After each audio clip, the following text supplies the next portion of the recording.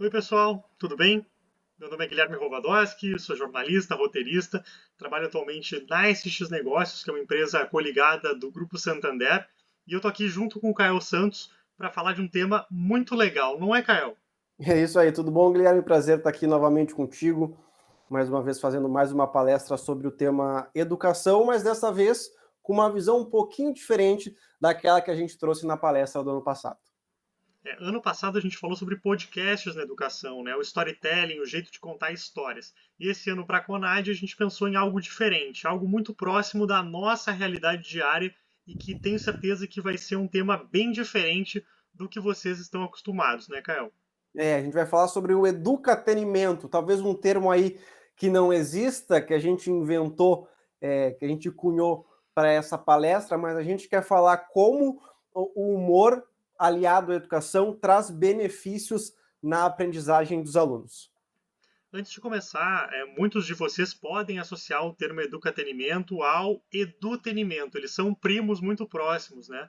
A grande diferença é que o educatenimento é uma vertente do edutenimento ainda mais voltada para o humor, que é isso que a gente vai tratar aqui hoje. Eu sei que muitas pessoas têm alguma restrição com o humor, acham que, puxa, o humor pode ser agressivo, o humor pode ser problemático, mas Ainda mais prometo na para educação, né, vocês, Guilherme?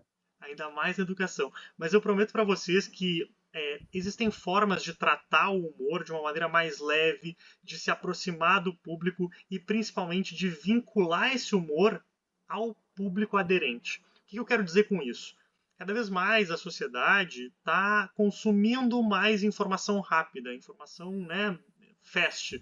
E o humor está muito associado a isso. A gente abre, né, TikTok, Instagram, todas as redes sociais, o humor está muito presente. Então, se o humor está presente no dia a dia das pessoas, por que ele não deveria estar presente na educação, na hora de aprender, né? O que tu acha, Caio? Eu acho fundamental isso, porque como a gente vem falando desde o ano passado, a educação ela vem mudando conforme o passar do tempo. Se a gente for pegar a nossa sala de aula do nosso ensino médio, meu e teu, de quem é contemporâneo, a gente comparar com a sala de aula atual, ela mudou completamente. Né? Então, com certeza, o humor como forma de entrar dentro dessa sala de aula modificada de maneira correta, ele pode ser um grande aliado. É claro que na maioria das vezes, como todo bom adolescente ou aborrecente, como a gente costuma chamar de vez em quando algum professor sugere uma atividade com esse tom um pouquinho mais de humor, vai olhar um pouco torto, mas para quê? Eu só quero aprender, mas muitas vezes o humor colocado de maneira correta, no tom correto, sem dúvida nenhuma, ele pode ser um grande auxiliar para facilitar a aprendizagem do aluno. Dando um pouquinho de histórico para vocês, a nossa vertente, minha e do Kael, nós somos jornalistas de formação, mas na essência sempre fomos roteiristas. Né? Quem viu a palestra do ano passado sabe bem que o nosso trabalho é de construção textual, é um trabalho muito focado no texto. E a gente trabalhando hoje nos projetos com educação corporativa, com treinamento, com aprendizagem, o Kael mais voltado para a área de marketing, eu mais voltado para a área da educação em empresas, em grandes empresas, a gente buscou sempre aliar o humor, principalmente à andragogia. O que é andragogia, né? É o ensino para os adultos. Então, numa educação corporativa, por exemplo, em grandes empresas, é muito difícil ensinar para adultos que às vezes não querem aprender, ou mais do que isso, que têm dificuldade de aprendizado. Porque reparem, uma criança, quando está naquele processo de alfabetização, por exemplo, ela está muito mais propensa a aprender do que um adulto aos 30, 40, 50 anos dentro de uma empresa. A dedicação muda, a forma de aprender muda, a linguagem se altera. Então, quando a gente pensa no humor, no bom humor, para trazer essa informação, para trazer esse conhecimento, as coisas começam a fazer mais sentido. E eu e o Kael imbricamos a nossa carreira para tentar, como roteirista, sempre trazer esse molho, né, Kael? Podemos brincar assim, né? Que o texto, e isso é uma coisa que a gente tem muito cuidado sempre com o texto, ele precisa carregar também diversão. Então, quando a gente vai fazer um treinamento, e eu vou dar um exemplo singelo aqui, um treinamento sobre auditoria interna, por exemplo. A auditoria interna é um tema chato, muito chato, aliás. Como é que a gente consegue vincular ele ao humor? Como é que a gente consegue trazer elementos para fazer com que aquilo faça sentido para quem está vendo? E é mais ou menos essa linha lógica de raciocínio que a gente vai trazer para vocês hoje. Como construir treinamentos, vídeos, podcasts, textos criativos, por que não, para a sua sala de aula, para a sua empresa, para a sua educação corporativa, que utilize a linha do educatenimento. E é isso que eu e o Kael vamos fazer hoje aqui, né, Kael? Tá pronto? Prontíssimo.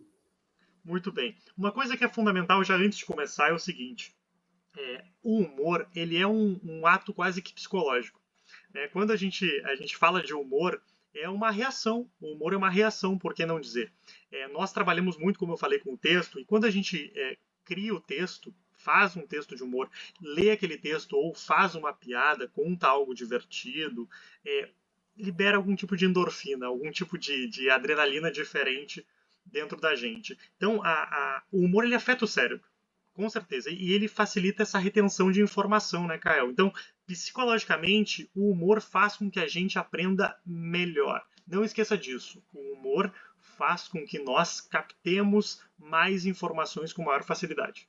Não, eu posso dar um exemplo, porque há cerca de 10, 12 anos atrás, eu fiz cursinho pré-vestibular.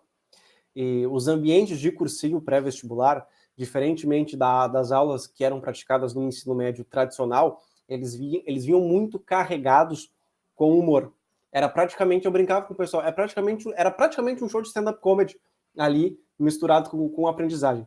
E com certeza, os professores que traziam elementos cômicos, piadas, brincadeiras durante aquelas aulas, a gente absorvia o conteúdo de maneira muito mais orgânica do que aqueles professores que eram um pouquinho mais rígidos, que não brincavam tanto, que passavam a matéria de maneira um pouquinho mais dura. Então eu tive essa experiência, assim, dentro de sala de aula, isso há 10, 12 anos atrás, porque o cursinho pré-vestibular, ele sempre teve essa diferenciação de um ensino médio das aulas tradicionais, carregadas um pouquinho mais de humor. Então, naqueles momentos onde o professor brincava, contava uma piada, fazia uma brincadeira, o pessoal se descontraía e absorvia melhor as informações que ali eram passadas para a gente naqueles momentos. É bem verdade. E tem uma coisa que eu acho que você aí de casa deve estar se perguntando, que é o seguinte: tá bom, Guilherme, Caio, muito bonita essa história de educatenimento, mas eu sou um professor, eu sou um educador, eu sou um gestor educacional, não quero que me vejam como um palhaço, como um piadista, como um comediante, como um humorista. E aí a gente rebate de uma maneira muito singela. O teu conteúdo, ele é sério, ele é denso, ele não tem que mudar. Mas a forma com que você aplica esse teu conteúdo é que deve ser alterado. Porque repara, eu garanto para você, garanto, que o aluno, que o adulto, que o jovem, que o idoso que você está treinando ou que você está ensinando, ele tá aí no TikTok, ele tá no Kawaii, ele tá no Instagram, ele tá em todas as redes sociais acompanhando vídeos em que alguém tá fazendo ele sorrir. E aí, por que não utilizar essa mesma lógica do humor para conquistar esse cara no conteúdo que você precisa? É esse o grande ponto. E aí você também deve se perguntar, e o Kael deve ter a chave de resposta disso, que é: tá, mas eu não sou tão criativo assim para fazer humor, eu não sou engraçado. Como é que eu vou criar um treinamento com humor? Me conta, Kael. Primeiro ponto específico é entender o público. E, novamente, eu trago como exemplo as minhas aulas em cursinho pré-vestibular. Ali os professores entendiam que ele tinha um público de adolescentes vindo de um ensino médio, onde as aulas eram maçantes, então eles tinham que se diferenciar naquele momento. Então, o teu diferencial tem que ser, primeiro, entender o teu público, com quem tu estás lidando. A partir daí, tu vai buscar referências que esse público-alvo consome, seja ela na internet, seja ela num programa de YouTube, num programa de TV, onde é que esse teu público consome conteúdo, o que ele está consumindo naquele momento. E a partir daí, com essas referências, criar esses conteúdos. E o outro exemplo que a gente pode trazer, justamente, são as nossas criações de podcast que a gente trouxe ano passado, que a gente realizava para o ensino médio. Porque um ponto que o Guilherme batia bastante comigo é: Kael, pega a referência do que essa gurizada está consumindo. Se é uma gurizada um pouquinho mais velha, volta um pouquinho atrás, procura referências antigas no YouTube para a gente utilizar, né, dentro desses materiais. Então, da onde tirar? A gente tem o próprio YouTube, tem outros canais, o TikTok tem muito áudio, muito conteúdo, onde os criadores ali colocam diversas maneiras de lidar com esse público. Então, são dois pilares que a gente coloca aí. Primeiro, entender quem é o teu público-alvo para aquele conteúdo e o que esse público-alvo está consumindo. A partir daí, pegar referências para fazer a criação do teu material. Caio, quer ver uma história interessante que o pessoal vai entender bem o que a gente quer dizer? Eu tive um desafio no passado que era construir, como eu bem citei há pouco, um material de auditoria interna, que é um tema muito chato. Auditoria interna trata especificamente de um controle, de alguém que está cuidando do trabalho, dos detalhes, das regras o dia inteiro, como se fosse um grande irmão, né? Como a gente brinca lá com o 1984, o livro, né? E aí eu pensei, puxa vida, e se eu fizesse esse treinamento baseado em Big Brother? Big Brother é um tema que muita gente vai torcer o nariz, vai falar, pouco intelectual, mas repara, é o programa mais massificado do país de televisão, que as pessoas odeiam, amam, mas comentam. E mais do que isso, gera uma infinidade de memes, situações. Então, assim, para gerar o quiz do material de auditoria interna, a gente fez um paredão. Então o paredão ia lá e subia no PowerPoint para que eles pudessem responder a pergunta. Tinha a prova do líder para que eles pudessem responder as questões de auditoria interna. E tudo era baseado nos memes do programa. Ou seja, um tema super chato, a gente fez a empresa inteira engajar dentro de um material de auditoria interna vinculado ao Big Brother Brasil. Que, de novo, volto a frisar, é um tema polêmico, mas que, avaliado na essência dele, dá para se trabalhar com muito, mas muito humor. Então, é tudo uma questão de referências, utilizando aquilo que faz sentido para o teu público. Não necessariamente para você, mas sim para quem vai ser o seu treinado, né, Caio? Não, e é de novo, eu acho que o principal objetivo do educatenimento é esse, é pegar um tema muitas vezes considerado maçante, um tema chato, ou um tema que já está sendo debatido muitas vezes e está quase saturando, e transformar esse conteúdo, o mesmo conteúdo chato, mas de uma maneira mais agradável, uma maneira mais palatável, digamos assim, uma maneira que a pessoa tenha interesse, porque uma das funções do educatenimento é gerar o interesse de outra maneira, não simplesmente abrir ali um PowerPoint, ficar falando, tu vai olhar para o teu público, vai estar bocejando, vai estar prestando atenção não sei aonde, menos em ti. Então o educatenimento também tem esse poder de atrair a atenção. Peraí, Big Brother, o que tem a ver? Vamos ver onde é que isso vai me levar. E é dessa maneira que o educatenimento trabalha. Prendendo, chamando a tua atenção para um conteúdo sério, mas ao mesmo tempo apresentado de uma forma mais leve, mais lúdica. E outra coisa, não se iludam que tudo tem que ter piada. Não é isso, gente. Mas assim, o educatenimento tem a ver com entretenimento. Como aquele conteúdo que eu estou explicando de geografia vai se vincular à vida daquele aluno, daquele treinado, e vai fazer sentido para ele com uma apropriação cultural. No sentido de, puxa, isso aqui tá. Eu entendi a conexão que foi feita, o storytelling aqui. Tem uma linha lógica de raciocínio, não estão só me dando conteúdo, né? Tem algo por trás disso, é essa a lógica. E aí você também pode utilizar muito o humor, esse educatenimento, para quebrar a barreira de aprendizado. Esse cara ele vai estar mais próximo do teu conteúdo, ele vai entender melhor aquilo que está tratando e principalmente ele vai se sentir vinculado. Como, para aí, eu tava vendo a novela de ontem na Globo e, pô, fizeram uma referência a isso no treinamento. Eu vi um vídeo do YouTube que falava um pouco disso. Se vocês pegarem, por exemplo, grandes canais do YouTube, Você Sabia, o Nostalgia, trabalham muito com educatenimento. Se o conteúdo é bom ou ruim, a avaliação é de você como professor, como educador. Mas a minha avaliação como roteirista é que é um conteúdo muitíssimo bem feito, porque trata de informação com entretenimento, né, Caio? E esses públicos, porque a internet ela segmentou demais os públicos, os conteúdos. Então, esse pessoal que trabalha com canais de educatenimento, eles fizeram justamente isso. Eles identificaram qual era o público-alvo. E, a partir daí, começaram a criação dos seus conteúdos.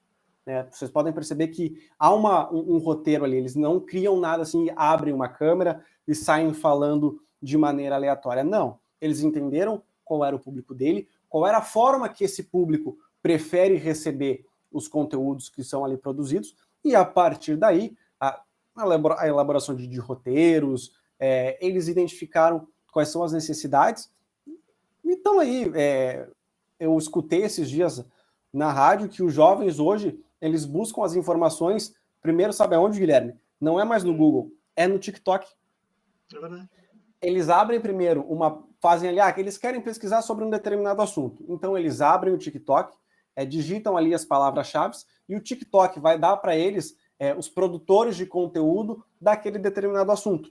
Então não é mais o Google que os jovens estão procurando, é o TikTok. E o que o TikTok entrega? Conteúdos de maneira mais leves, na maneira do educatenimento.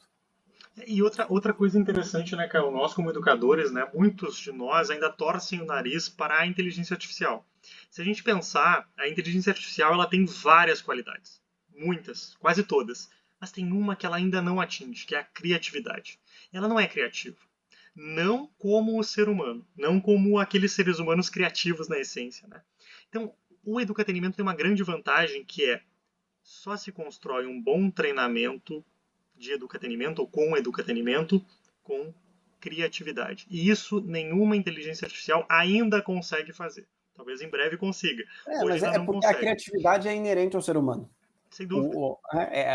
A inteligência artificial vai te dar algo artificial, vai te dar algo duro, algo, né, não pronto. A criatividade ela é inerente ao ser humano. Então não vai ter como substituir nesse ponto. Ela pode te auxiliar, mas nunca vai te substituir. E uma coisa importantíssima é o seguinte: esse educatenimento, a forma de humor de trazer isso para a tela, para os treinamentos, você pode aplicar nas mais diversas disciplinas, nos mais diversos temas. Puxa, eu quero dar um treinamento sobre matemática. Ótimo! Por que não podemos fazer uma paródia sobre o tema musical? Claro, isso é educatenimento.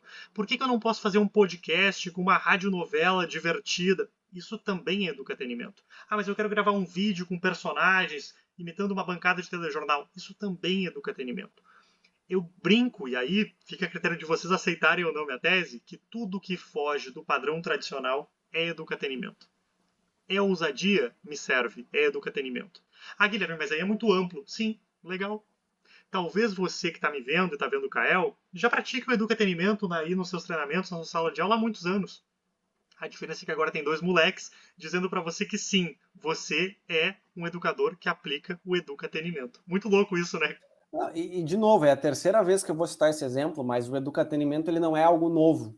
Não. Ele é algo que está potencializado por conta das redes sociais, da maneira com que as informações elas são disseminadas hoje, porque é tudo muito rápido. Mas há 10, 12 anos atrás, eu já convivia com esse tipo de educação dentro de uma aula de cursinho pré-vestibular.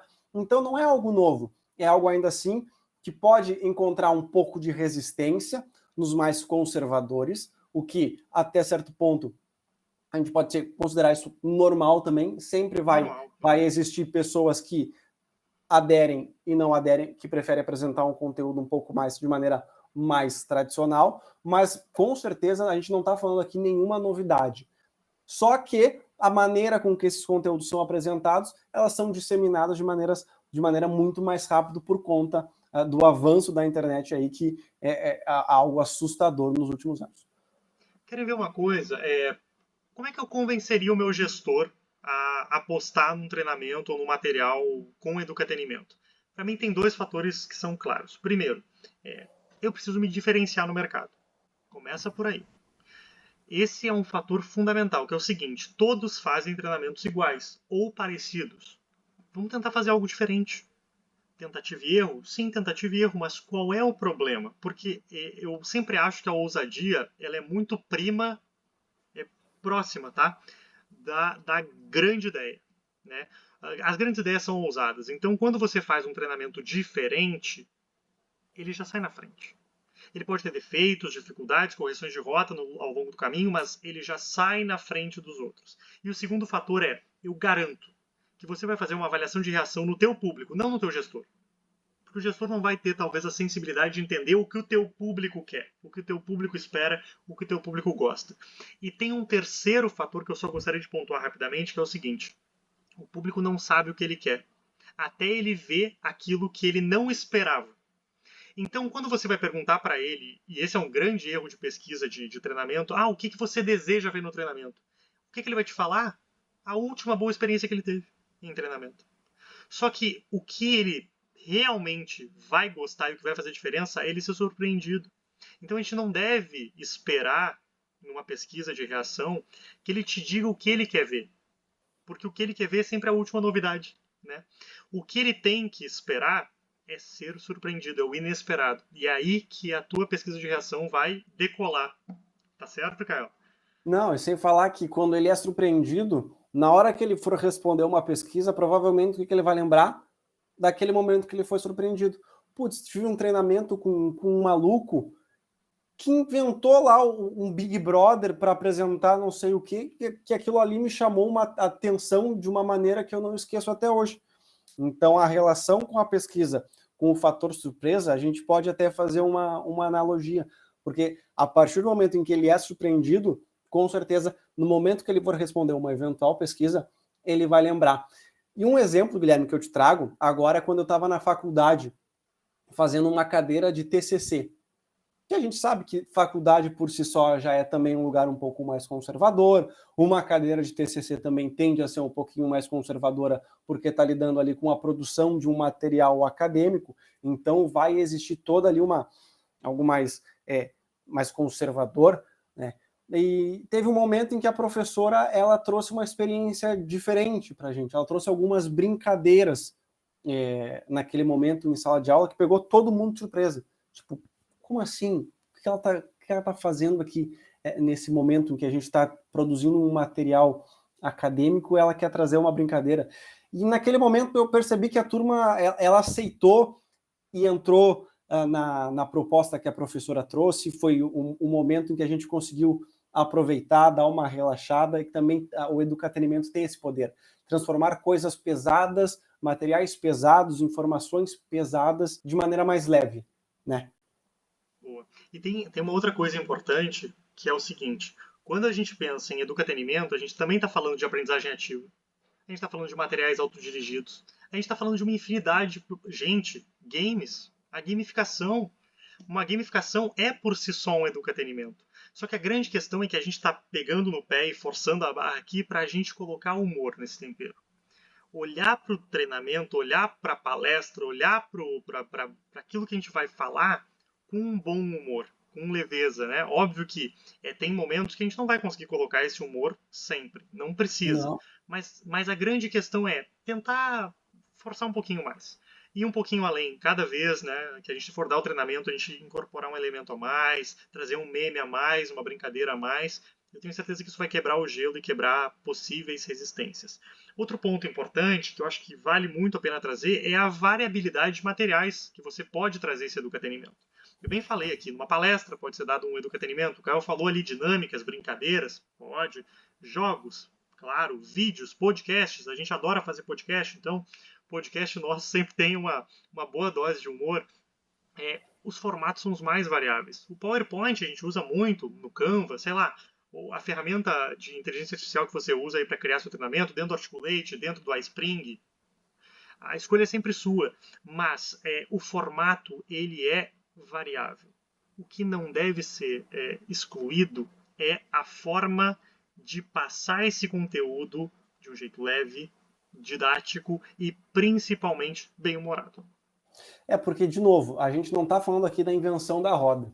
Isso não surgiu hoje. Não é o Kael e o Guilherme que estão trazendo essa informação agora para vocês. Ela sempre surgiu. Como o Guilherme bem pontuou agora, o que pode se diferenciar é a maneira como que tu vai trazer. A gente trabalhou com bastante criação de podcast nos últimos anos. Criação de podcast para ensino médio. Por exemplo, educação financeira. Como é que a gente vai tratar de educação financeira para uma molecada que está saindo do ensino médio? Putz, vamos brincar com isso. Vamos trazer os elementos deles, vamos trazer uma criatividade, uma pitadinha de humor, para que esse material, que é difícil de trabalhar, seja absorvido de uma maneira mais confortável por eles. Então, de novo, a gente não está trazendo a invenção da roda, só está propondo que vocês olhem para esse conteúdo de vocês e tentem enxergar uma maneira criativa de apresentar para o público de vocês. E como é que a gente começa? Essa é uma pergunta que também deve estar ecoando aí nas cabeças de quem está assistindo. E eu sempre vou recomendar aquilo que a gente falou no ano passado, na palestra do ano passado. Storytelling. A contação de histórias, eu sempre volto a falar, lembrem da hora do conto, lá no pré-primário, na primeira série, lá quando a gente era bem pequenininho, que a professora pegava aqueles livros e contava aquelas histórias de um jeito lúdico, aberto, sincero, bonito, né? Esse é o primeiro passo. É a gente pegar o nosso tema, escaletar e pensar assim, puxa, isso aqui tem a ver com, isso aqui eu podia pegar essa referência aqui, trazer, vincular. Constrói a tua lógica a partir de um storytelling bem trabalhado, que as coisas vão funcionar. É muito dar o primeiro passo. É igual a gente falou no passado nos podcasts. Tem que tentar gravar.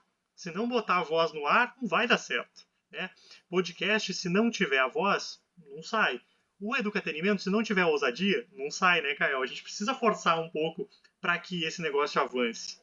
Não, e como é que a gente vai fazer isso? É tentativa e erro. Encontrando o nosso público, fazendo as tentativas, vendo o que funciona, o que não funciona. De repente, para um determinado público, funciona esse tipo de piada, para esse outro público, outro tipo de conteúdo, mas é na tentativa e erro. A gente não tem aqui uma fórmula mágica para passar para vocês, façam isso, que vai dar certo. Não, óbvio, tem um começo, precisamos estruturar. Como é que a gente começa? Contando uma boa história a partir do storytelling, tentando achar essas referências e fazendo essas associações com essas referências. Mas é na base da tentativa e erro. A gente não tem aqui uma fórmula mágica para passar para vocês, é só tentando e descobrindo. E quando a gente fala muito de tentativa, tem outro ponto quando a gente fala de humor que é muito importante, que são os limites e a sensibilidade das pessoas, tá? É óbvio que, dando um treinamento dentro de uma grande empresa, dentro de uma sala de aula, existem temas que devem ser cuidados, no mínimo. Eu acho que o humor ele tem certos limites, sem dúvida. Mas o limite do humor é o ambiente, mais do que qualquer outra coisa. A gente tem, óbvio, que cuidar e ter todo o tipo de sensibilidade para os temas, para as necessidades das pessoas, para aquilo que machuca o outro, que fere o outro. Mas também é importante saber que quando a gente está trabalhando com o bom humor não fere. O bom humor não é agressivo, o bom humor não é desrespeitoso. O bom humor ele é universal, ele é uma linguagem macro. Eu brinco que o amor e o humor estão muito associados. Quando a gente usa o humor, a gente está fazendo com paixão, a gente está usando o amor. Então, por mais piegas que seja essa vinculação de palavras, usem o humor sem medo, de peito aberto, com leveza, porque o público de vocês está consumindo esse humor. Esse mesmo humor que você vai trabalhar no teu treinamento, no teu material, na tua sala de aula, está sendo consumido. Não fica com medo das barreiras. Puxa, mas se eu falar isso, não vão me ver como um brincalhão. Que ótimo! Que bom! Eu quero todos os dias voltar para casa e ser lembrado como alguém que dá treinamentos como um brincalhão. Porque a gente se leva muito a sério. Tá errado, não precisa. Eu quero que as pessoas me levem a sério porque eu sou bem-humorado. Essa é a grande Exatamente. diferença. E a gente consegue, o principal ponto é achar esse equilíbrio entre brincar, mas não ser um palhaço, né? Achar esse equilíbrio. Esse equilíbrio é muito importante para a gente não ser visto como alguém, até certo ponto, desleixado. E voltando um pouquinho, Guilherme, quando tu fala, sugere para as pessoas inserirem o humor, também vale a pena a gente citar o nosso exemplo, principalmente na nossa criação dos podcasts, que a gente sempre teve, né, pessoas para revisar e falar, ó, isso aqui pode, né, isso aqui pode, tira isso aqui, coloca isso aqui, pode manter, mas coloca nesse formato, muda aqui um formato, mas a gente nunca foi impedido de falar alguma coisa, ou a gente teve essa sensibilidade desde o início de entender que, ok, nós estamos lidando com o humor, mas a gente não pode atravessar a linha da palhaçada. São coisas diferentes. E quer ver uma coisa, um exemplo claro, assim, o Caio falou muito de validação, né? Os primeiros sensores éramos nós. Olha que coisa curiosa. Nós olhávamos para o não, essa piada aqui não dá. O pessoal vem 15 anos, não dá, não, isso aqui não vai casar. Não, essa dá, essa aqui tá legal, tá tudo Eles certo. Vão entender, eles vão entender. Eles vão entender, não é agressiva, não é machista, sexista ou algo do gênero, nada disso, são piadas universais. E quando eu digo piada, lembrem de bom humor. O bom humor. E para mim é muito sintomático entender que quando a gente faz um treinamento com bom humor, todo mundo vai gostar e compreender. Todo mundo gosta e dá risada de ver um cachorrinho fofo fazendo alguma atrapalhada. É isso. Pensem no cachorrinho fofo. Ah, Guilherme, mas não vincula meu treinamento a um cachorrinho fofo. O teu treinamento vai virar um cachorrinho fofo. É isso que eu quero dizer. Então, fica com isso na cabeça, assim, que o humor e o educatenimento vai te fazer chegar mais longe. Porque o teu público está ávido por isso. O teu público espera isso. A ferramenta, você escolhe. O que você não pode abrir mão é da criatividade. Tá bom? Caio, esqueci de alguma coisa? Senão vamos relembrar o que a gente falou e Não, vamos lá, dá podemos a tchau. gente. Telecurso 2000, hora de relembrar? É, hora da revisão. Hora da Olha só, revisão? pessoal. É isso aí, é isso aí. Olha só, pessoal. O que a gente falou então hoje? Falamos sobre como a psicologia trata o humor, como ele é importante para o nosso bem-estar, para a gente se sentir bem, a endorfina, tudo isso, né? Vincula os nossos neurotransmissores, então isso é bacana demais. A gente falou como o público se engaja, como ele está vinculado ao humor na internet, como ele pode quebrar as barreiras do aprendizado, como a gente memoriza mais quando a gente trata de humor. Também a gente falou um pouquinho sobre como o humor pode ser incorporado aos mais diversos temas e disciplinas, né? Sempre puxando referências, memes e afins. A gente falou sobre os recursos educativos divertidos que a gente pode usar, vídeos, podcasts, games. A gente também contou alguns bons exemplos bem-sucedidos, falou dos limites e dessa sensibilidade que a gente tem que ter e não podemos esquecer sempre da avaliação de impacto, que foi isso que a gente falou lá no início, mas a gente retoma agora. Depois de fazer, tem que avaliar com o teu público. Teu público é balizador. Só que eu tenho a absoluta certeza que o teu público vai curtir, assim como eu, Kael. Espero que o público também tenha gostado dessa nossa explanação sobre como a gente trabalha com humor, como é que é o nosso processo criativo, né, Kael? Exatamente. E lembre-se, provavelmente o teu público vai lembrar daquela palestra, daquele treinamento, daquela aula bem humorada, daquela aula leve, né? Não vai lembrar. Se for lembrar, vai lembrar de maneira, putz, aquele cara chato de novo vai vir aqui falar. Não seja esse cara, seja o cara, putz, legal. Esse cara tem uma palestra diferente, tem uma palestra bem humorada, uma palestra leve sobre um assunto importante, mas de maneira mais leve. Então, procura ser essa pessoa que trata os assuntos de maneira séria, de maneira correta, mas de uma maneira leve, bem-humorada. É isso que a gente tentou passar aqui para vocês hoje, pessoal. Muito bem, só agradecer então ao Kael e a todos vocês que estão com a gente até agora. Um grande abraço, agradecer de novo ao pessoal do Conad, que é sempre muito gentil em nos ceder esse espaço para a gente contar um pouquinho das nossas vivências, histórias, experiências. Quem quiser nos seguir nas redes sociais, a gente não muito ativo, né, Caio? Nós somos pessoas mais low profiles nas redes sociais, mas tá lá, é @Rovadoski, que é meu sobrenome, tá em todas as redes, LinkedIn, Instagram e afins. O Kael, lembra da tua, Kael? Bota Kael Santos, eu acredito que Kael Santos com essa combinação são poucos. Em Se tese existir teremos alguém, um. sou eu lá, esse meu rosto aqui. Muito bem. Senhores, senhoras, muito obrigado. Fiquem bem e, acima de tudo, sorriam. Isso, para mim e para o Kael, é fundamental. Grande abraço.